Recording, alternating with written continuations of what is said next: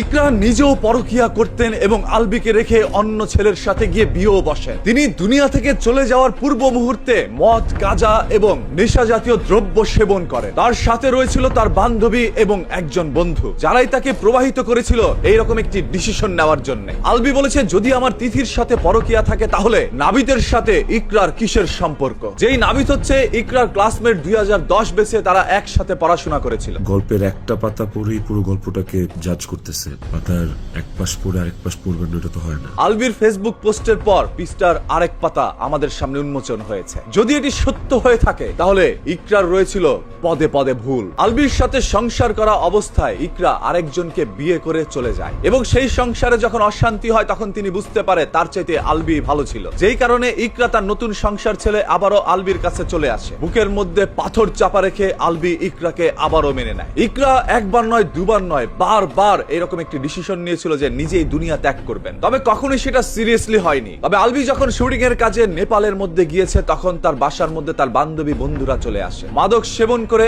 এক পর্যায়ে ইকরার মাথার মধ্যে এইগুলো ঢুকে যায়। তখন ইকরার মস্তিষ্ক কাজ করছিল না, যার কারণে তার ঘরে থাকা ছোট্ট একটি